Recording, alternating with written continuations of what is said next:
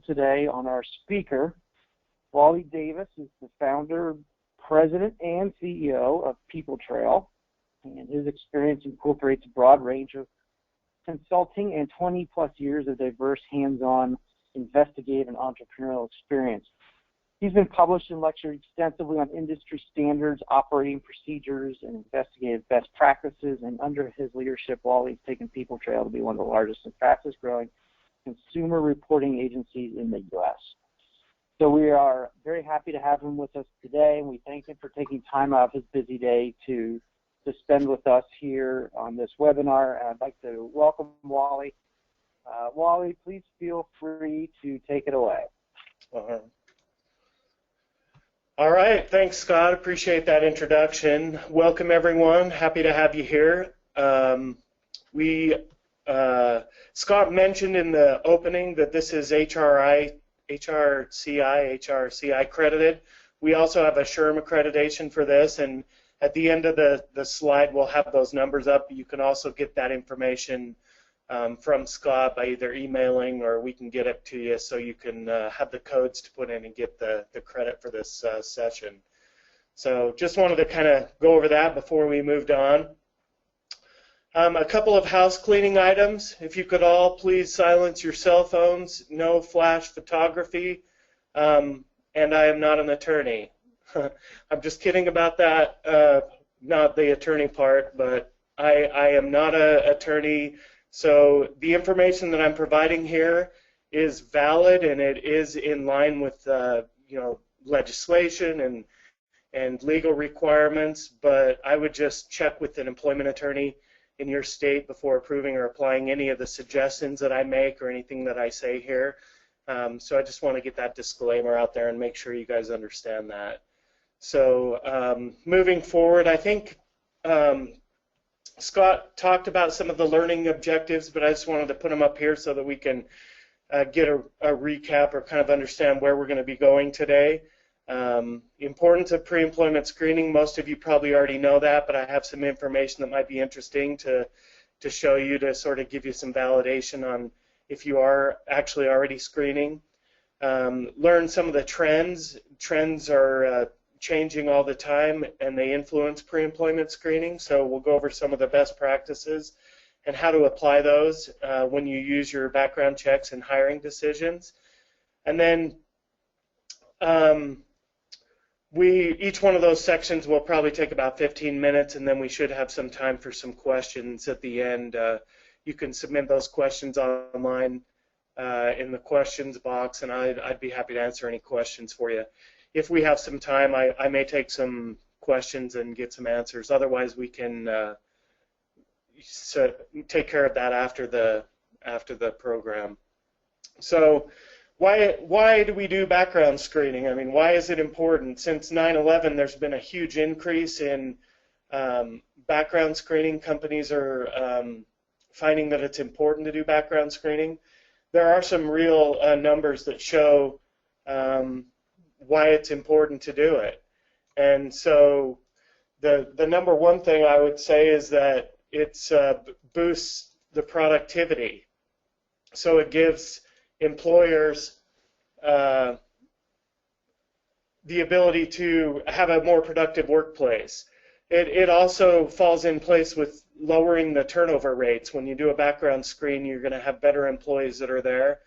And moving on to reducing theft as well. There's another slide that I'll share a little later on that talks about that, some of the theft in the workplace. Along with the turnover rates, you're reducing your training costs. So there really are some dollar amounts that are associated with background checks and making sure that you have good employees to work for you, reduce the overall costs of training. And another big one, there's a lot of plaintiffs out there. There's a lot of attorneys that are fishing for applicants that have been wronged by their employee, and they're out there fishing for those employees or those candidates or consumers so they can come together and do either class action lawsuit or a lawsuit against the agency that has the money. So they're looking at the companies. They're usually the ones that will have money. So that that reduces the negligent hiring liability that you have when you do background screening. And another big one is reducing the workplace violence. And I have another slide again that I'll talk about some of those things as far as the violence in the workplace.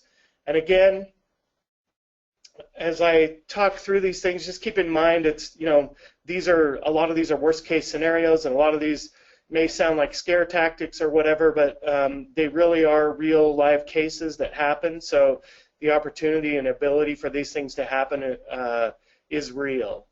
So there's a number of reasons to do pre-employment background checks, and you know, some of those reasons that I just gave are good reasons. But if we look at some of the numbers, there's been studies done. 45% of all resumes contain a fabrication or an outright lie, and so that's concerning. And if we've look at the surveys that have been done, 33% of employees admit to stealing in the last 3 years, and 18% of all violent crime take place while at work.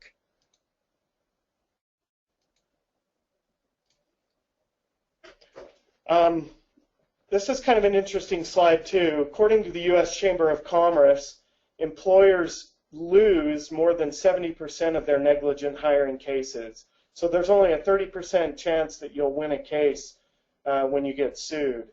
And one of the top awards in history is $40 million.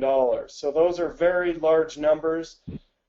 Could shut a company down, really make a big impact on your bottom line.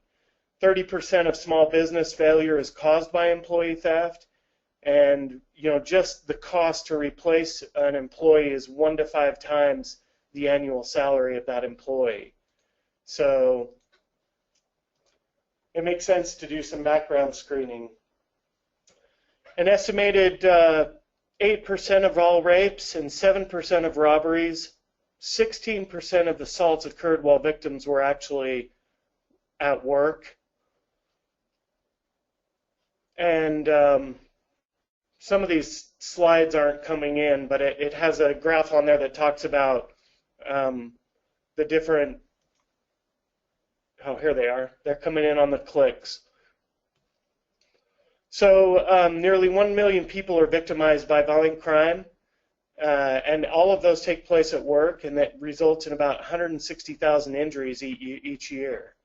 And if you look down the side, I've just got a couple of the main crimes: violent crimes, rape, robbery, aggravated assault, simple assault, and then it lists as victimizations and then also the injuries. So those are real costs that are borne by employers. And like I said, it's a very litigious culture. There's a lot of attorneys out there that are fishing or looking for people to find violations of laws so that they can go out and sue the companies and you know, increase their purse.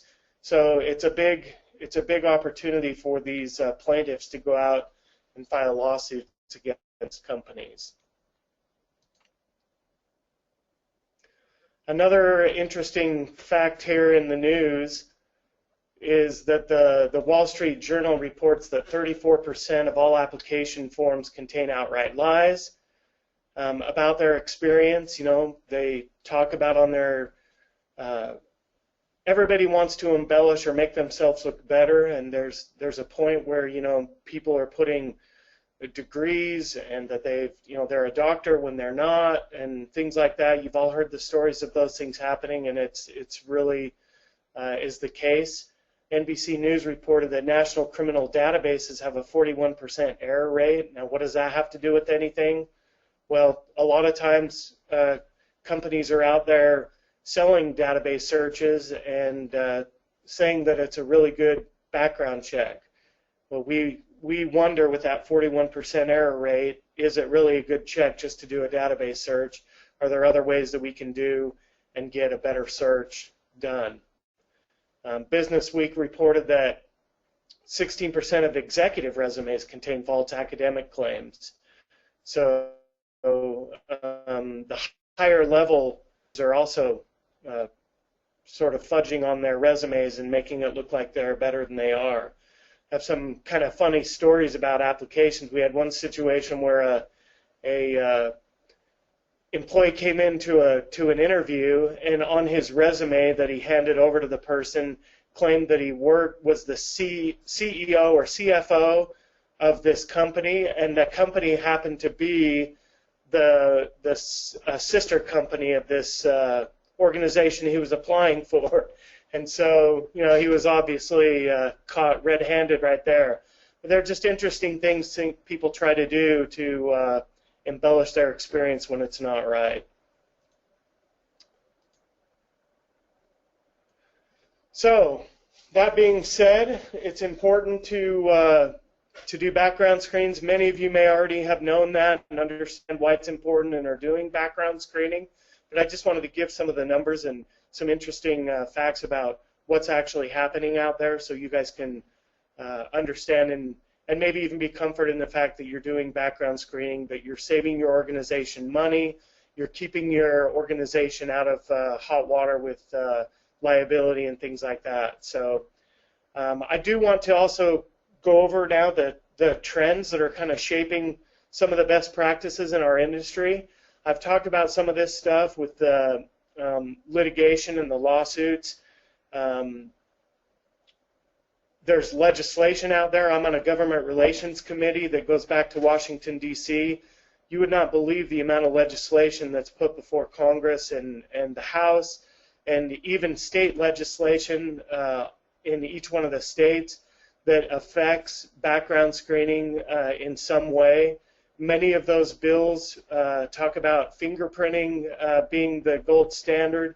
A lot of people aren't educated on that. They feel like fingerprinting, because it comes from the FBI, it must be the greatest and the best way to do a background screen.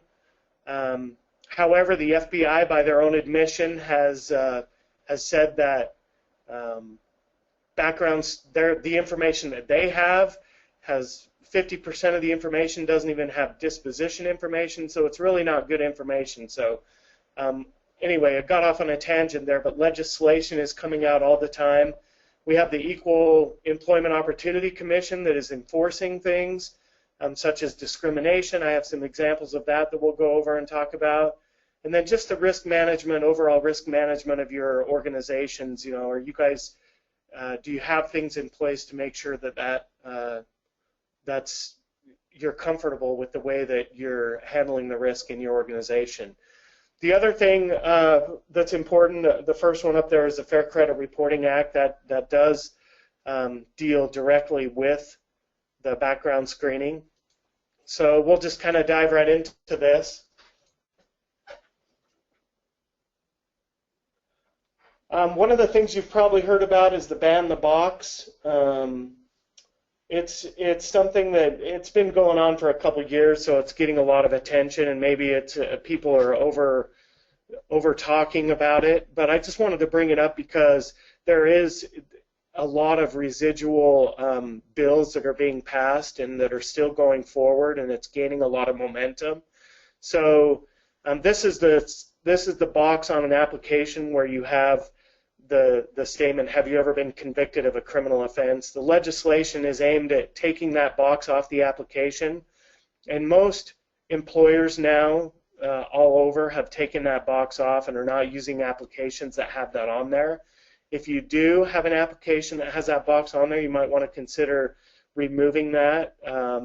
There still are areas that you can get away with asking that, but the momentum is growing, and it's coming to a point where not only state laws, but it's getting down into municipalities and cities and smaller areas where the laws are specific to those jurisdictions. So it's becoming increasingly more difficult for employers to understand and know every single jurisdiction where there's a law that this affects. So it's something that's important to keep in mind. Also, employment laws, they're becoming more fragmented. Like I said, cities and states are starting to pass their own laws. In fact, in 2015, there were some new laws that covered a wide variety of areas within the employment screening process. And a lot of those did include the ban-the-box laws for job applicants, criminal records, privacy on social media, credit checks. You've probably heard a lot about that. The trend towards localization, taking these laws and doing it in, cities, county level, it really has a big effect on businesses, and it discourages employers from setting up operations or hiring in places that are undue burden on them for doing business. So that's one of the concerns as well. You'll notice that some of these ban-the-box things, they're called different names. I know in San Francisco they just passed a law. It's called the Fair Chance Ordinance, the FCO, and it not only included a typical ban-the-box rule, but it also created some unique rules for criminal matters, and what they can report or what they can use to make a decision on a hire or not. So it means that in California, 57 counties operate less than one set of rules, while San Francisco has an entirely different set of rules.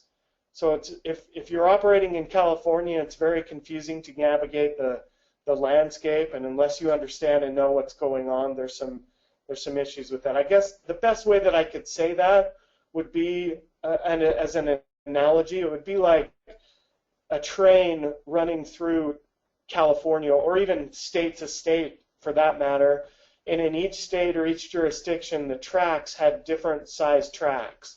So when the train got to a certain point, it just came to a screeching halt, and it's just very difficult to navigate that. So it's sort of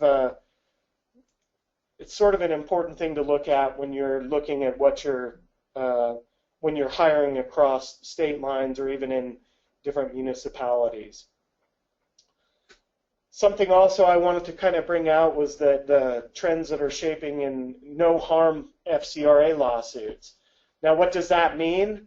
There's a lot of things that the FCRA restricts, or there's some, not a lot, I guess, for the employer. I would say there are basically three things that you have to do to apply with the FCRA. But what's happening is employers or even CRAs like my companies, if we are in violation of one of those laws and we get sued, then we're being held liable for even if there is no harm to the applicant, even if there is no harm to the candidate or the consumer. So we're finding situations where in one case someone reported some wrong information about an individual. I believe it was his father, because they had the same name. So they actually said that he made more money. So it actually helped him. It made him look better. But because the information was wrong and wasn't his information, there was a liability, there was a payout, and there was a lot of money that was lost. So we're finding that even in no harm FCRA lawsuits, there's problems that we have to deal with. So that's something to keep in mind as well.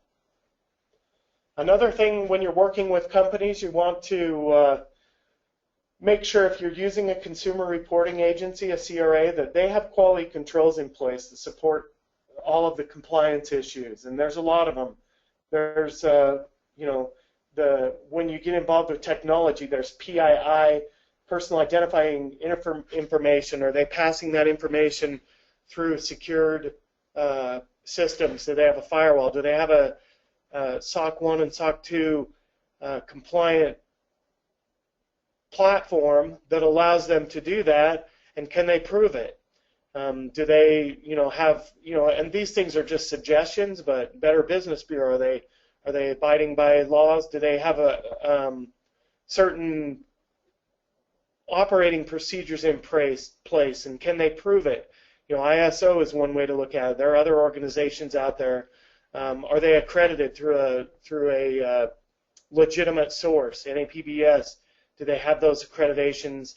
And those things mean that they are being audited and that they can prove that they're doing what they say they're doing. And in this industry, it's very easy to get into this industry and people think there's a lot of money to be made in doing background screening, so they'll hang up a sign and open up shop and go out and start to solicit business. So it's important to work with companies that have these things in place so that you can understand and know that you're getting a compliant product. The other interesting thing that is trending is the candidate experience. A lot of companies now, and you may be included in this, are using applicant tracking systems. Those are being made available to smaller companies. It used to be 10, 15 years ago, those applicant tracking and human capital management was only used by the larger organizations to kind of manage the whole process of the hiring and the applicants from all the way from when they submit a resume all the way through till the time that they leave the organization. And even after they leave the organization, there's things that they have to track that employee for, people calling previous employers, all that stuff. There's human capital management systems that handle that employee all the way through the whole process. So the ATS, applicant tracking portion of that, is becoming more popular with the mid-market companies. So their candidate experience is very important. If we're hiring people, we want them to have a good experience. Otherwise, they're going to say, I'm out of here, go over to another company and be hired by your competition. So employers are really concerned about how their applicant experience is, and the background screening is a small part of that, but it also is a significant part, because background screening turnaround times, if it takes a long time for someone to get a background check, or the drug testing process, or many companies have physicals, DOT physicals that they have to get before they can hire this person. And if those processes aren't smooth and convenient for the applicant, or at least as convenient as they can be, then they're looking at those types of things, and they want that process to be a smooth process for their applicants. I want to kind of shift gears and go into a little bit of some of the laws that are actually impacting background screening. But first, we have some consumer protection laws and privacy laws. So this has to do with things that affect the consumers and their privacy. And the number one on there, at least relating to background screening, is the Fair Credit Reporting Act, the FCRA. Another one that comes into play is the Gramm-Leach-Bailey Act, sometimes referred to as GLAB. That also comes into play.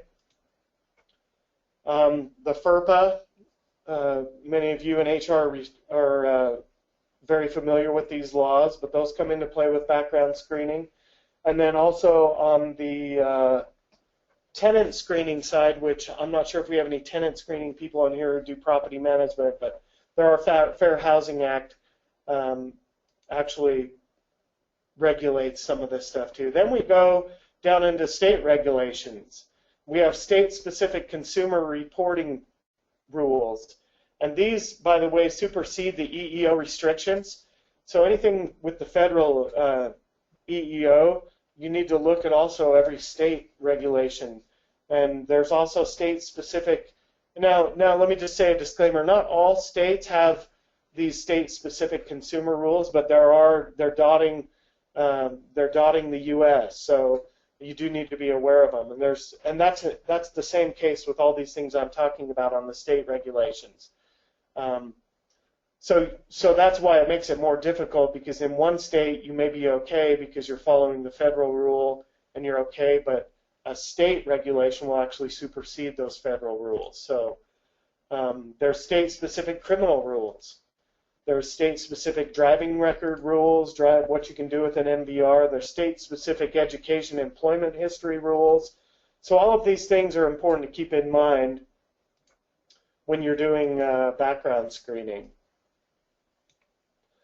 Then there are also laws that affect other things, employment laws.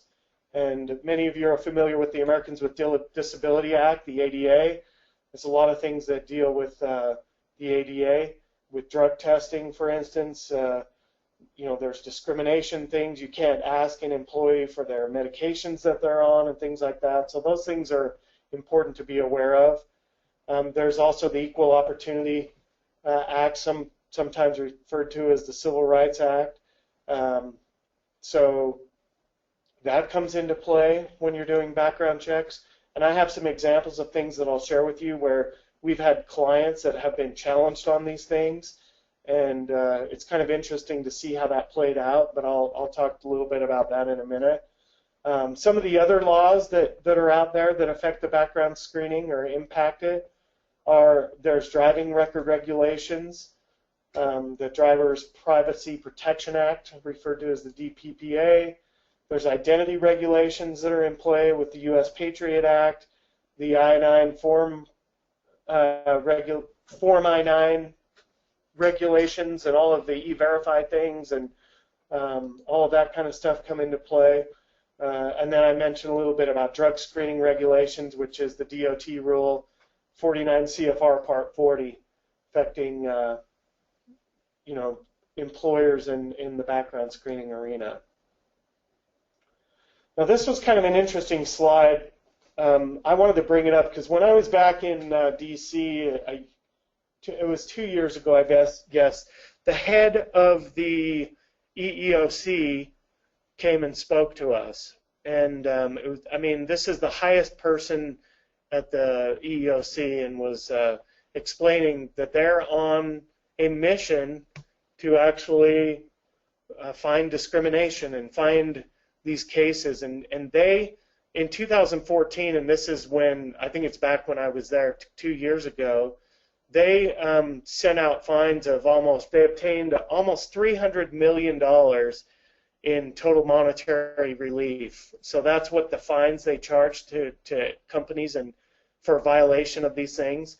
And the highest ranked one at 42.8% of the cases that they brought was under all of the statutes. So these are EEOC cases. The second most popular is a race discrimination at 35%.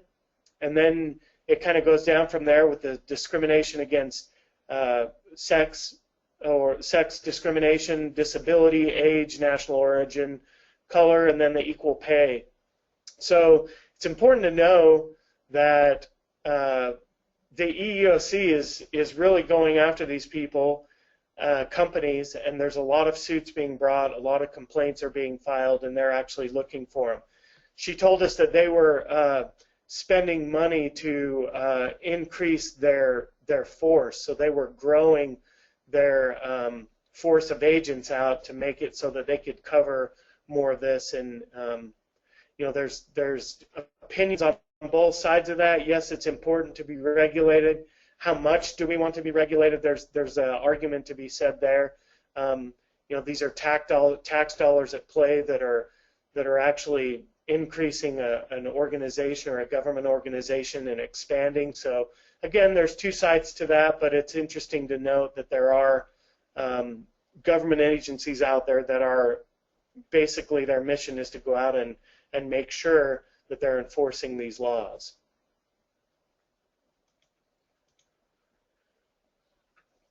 One thing I wanted to kind of talk about as far as a best standards practice is that there is guidance that's put out by the EEOC, and I'm going to give you an example. And this, talking with this woman back in Washington, D.C., gave me some really interesting insight to some things. So they do have EEO guidance that they've put out, and we actually in our organization follow that guidance to the T. There was one case where one of our clients actually got a discrimination complaint against them, and the EEOC came to my client and said, you need to answer these claims, and you need to this person wasn't hired. She happened to be a minority woman, and she wasn't hired.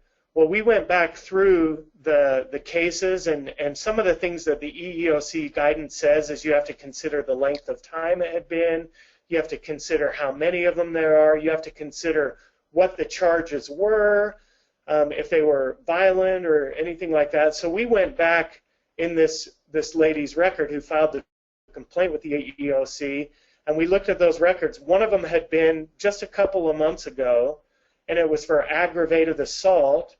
and it was she had 7 or 8 charges against her for similar, or 4 or 5 years ago. So when you consider the time that has passed since the crime occurred, then you can't really bring those into consideration. But because one of them had been just a past couple months, we left those on, and so we actually followed exactly along the EEOC guidelines, those to the T, and we sent a letter and showed them, spelled out exactly according to your own guidance. We followed these, and they immediately dropped the complaint against my client. Here's the problem. My client had to bring in their legal counsel. They had to get us involved.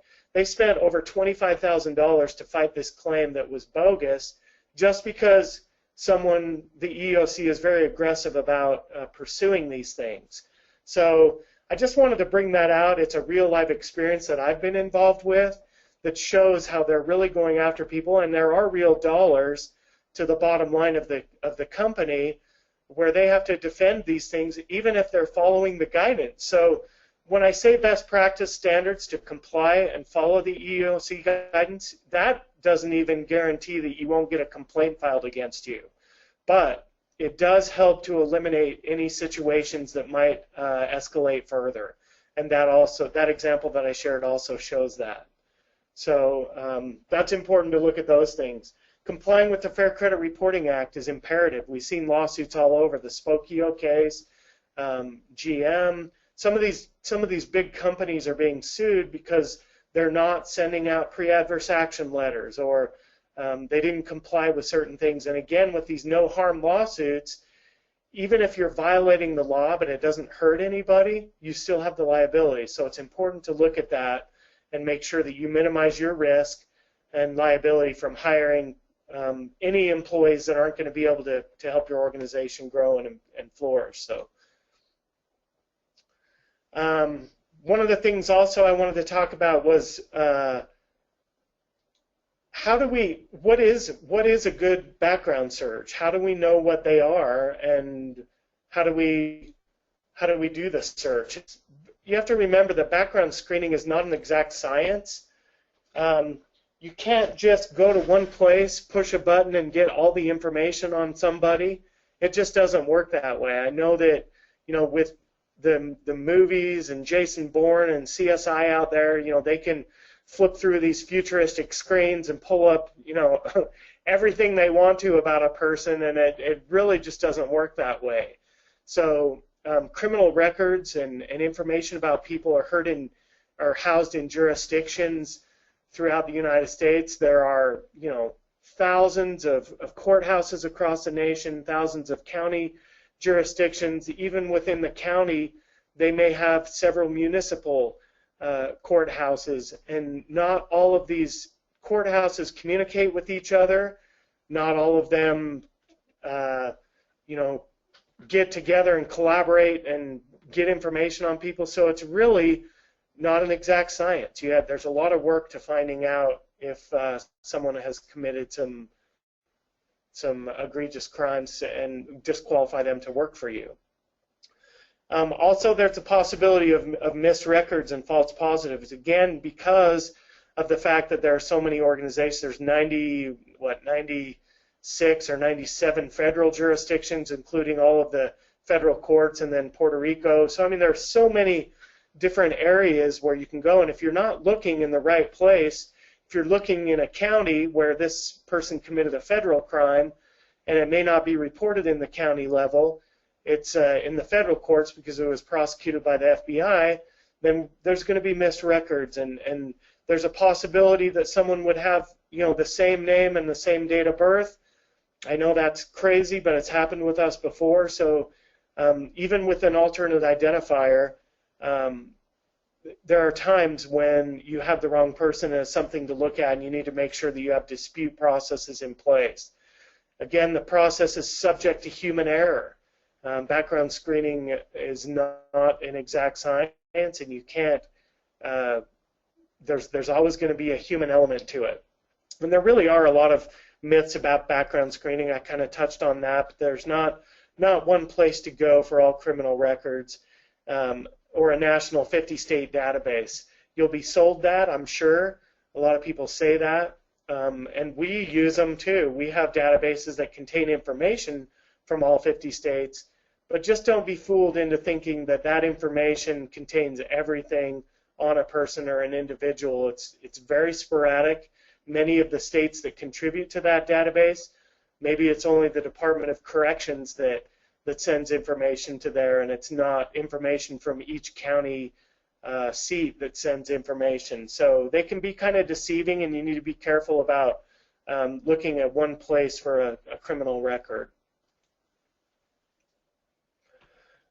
The other thing that I think is important to look at is taking your cost versus your tolerance. What is your goal in screening?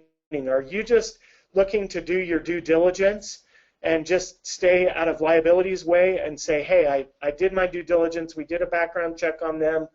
Then yes, you can do that and get away with it if that's a company policy.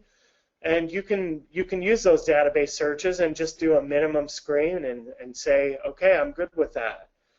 If your goal is really to keep a safe workplace and make sure that some of those things that I mentioned earlier slides about productivity, about employee theft and things like that, and you really want to make a difference and not have criminals in your workplace, then it's going to obviously cost a little bit more, but you're going to get a better screen. And that's where we send court investigators into residences and areas where they've lived. And I'll go over that in my next slide of what's the best practice. But it's kind of important to look at that and make sure what your goal is in screening and understand who you're hiring, who your employees are, your employee population that you already have, the safety of those employees.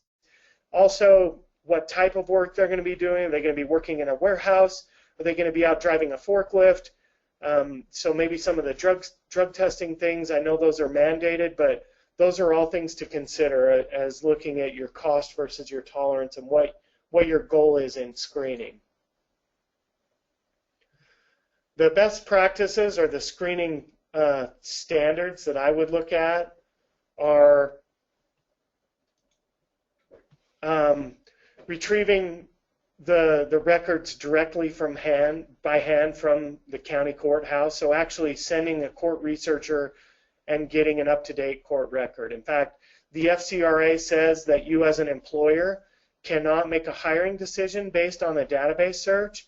So even if you do make a database search available, it does need to be confirmed with a current court record, and by sending a court researcher in to get the up-to-date information to that date, and that's the information that should be reported to you in order to be FCRA compliant. The recommended search scope is 7 years. So to go back, and don't get this confused. A lot of people get this confused with the scope of how far they're looking back in a county. What I'm talking about here is you go back where this applicant has lived in the past 7 years and do a search of every county they've lived in for the past 7 years. When you get into the counties and actually looking inside of the counties, you can go back farther than 7 years in certain states. There's federal laws that restrict you from going back 7 years on arrest records and things like that. That doesn't apply to convictions. So, but there are certain state laws that restrict convictions as well. But so it's that scope. You can go back 7 to 10 years. We've had situations where in Utah there is no restriction on how far you can go back, and we've found records on people that were convicted for first-degree murder, 35 years ago, and they're out on parole now and they're looking for a job. So we've had those situations come up. And I think it's important for the employer to know those things if you can report them, to understand and know those things. So you can go back. We have to be very careful about going beyond the 7 years because of the EEOC restrictions. But that type of stuff is important to know, and it's very important to have someone who understands those things of what you can and can't report, what you can and can't know as an employer, so that you don't get any of these discrimination get into discrimination problems with the EEOC or have the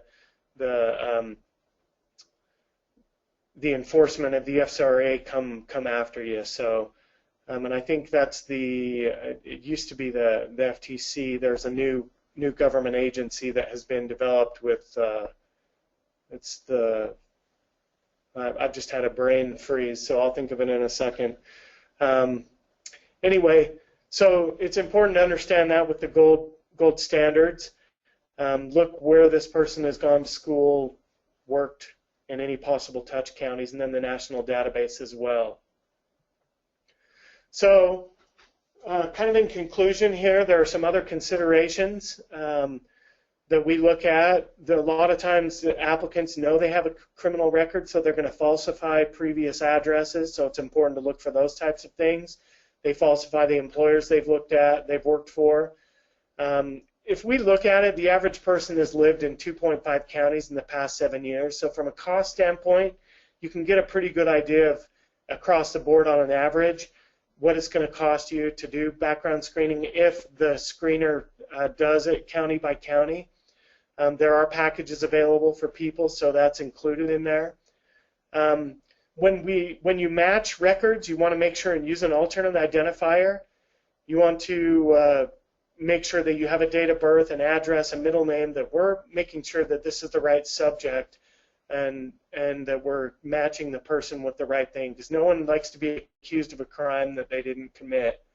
And on the other hand, you don't want to let someone into your place of work and compromise the safety of other employees, so you want to make sure you get that information. And again, courts very rarely use Social Security numbers as identifiers just because they don't want to take that information and be liable for housing that information.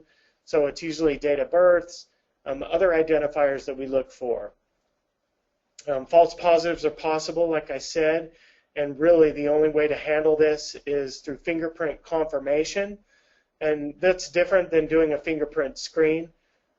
Confirmation is the only exact way to put that person on it. So I would say in my 20 years of doing this, I've only had to do a fingerprint confirmation once, and it turned out to be the person. I don't know why they submitted their backgrounds or their fingerprints when they knew it was them, but they were just trying to say it wasn't them. So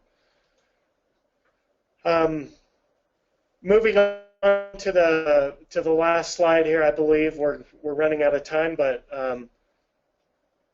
I just wanted to go over some of the effective non-FCRA tools. The Social Security search, or person search as sometimes it's called. That's important to find jurisdictions where this person has lived. This is a really good one too, an MVR to validate a correct date of birth. I don't know if many of you realize this, but when you get a driver's license, you have to take a original copy of your birth certificate. So an MVR is a very good way to validate someone's date of birth. And what's happening, we've had this probably a handful of times happen where our researchers will find a criminal record, but it won't match the date of birth that the applicant put on the application. It won't match it, but everything else adds up.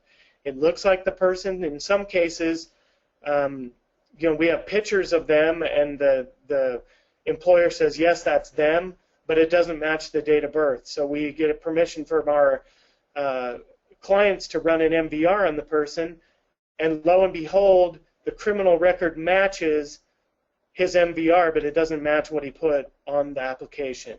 So these criminals are getting smart. They understand that we match things with date of birth, so they'll put their date of birth off by a little bit. These are for medical sanctions. If anyone does medical stuff, Medicaid sanctions, making sure that a doctor hasn't been sanctioned, things like that. Those are other effective tools that we have. The national database search, which I actually talked about, that's important because you can get information from the National Sex and Violent Offender Database. There's also Foreign Nationals Database. Don't get a lot of hits on this, but it's very popular. People looking at the terrorist watch lists. Also, there's a National Security Database. which contains a list of information from the FBI, U.S. Marshals, Secret Service. All of those federal agencies have a enforcement, and they prosecute crimes. And so all of those information is in databases like that, so it's nice to do that. In conclusion, I just wanted to sort of put up some things on here that it's important when you're hiring people and making hiring decisions that there are some things in place when you're doing criminal records. So this is kind of a list. I won't go over it. We're running low on time, but you can kind of see those up there. And just kind of as a slide that I have used, this is kind of a funny caption, but it's very true in real life. Why didn't you hire that programmer? He says he has 10 years experience in a language that just came out a year ago, and that kind of stuff is happening all the time. I was going to have a slide for questions. It looks like we're really out of time. If you do have questions, we can actually, you can post those questions or send them to me or talk to me offline, get my information. Write down my number here. Feel free to get a hold of me. As far as the certification credits, those are on here. If you want to take those down while you're online, we will also be sending out an email to you that will give you these credits. This is for SHRM. The activity ID is right here, so you can see that you got. So you can prove that you got the credit for this. And then also on the recertification credit for the HCRI or what is it? I'm not sure I'm saying it right. Anyway, the HRCI credit is there. Here's the activity ID right down here. So feel free to write those down, and then also we will be providing those to you in an email. Thank you guys for your time. Sorry I kind of got off on some tangents. Hopefully it was informative and you guys got something out of this. I will turn the time back over to Scott, and we can go from there. Yeah, great. Thank you very much, Wally. I appreciate it. What another great webinar. Very, very informative about the background screening industry right now. Really, really appreciate it. We did have some questions come in during the webinar from Christina, Alejandra, Melissa, several others. If you're currently listening, Wally, if it's okay with you, when we will provide those folks to you. If you can reach out to them via email and try to connect, would that be okay? Yeah, that would be absolutely fine. I'm happy to do that. Okay, super. Thank you very much. As a reminder, an automated email will come out from the system to give you a link to the recording, and that will automatically happen 2 to 3 days after this is over, so you should certainly have that by early next week.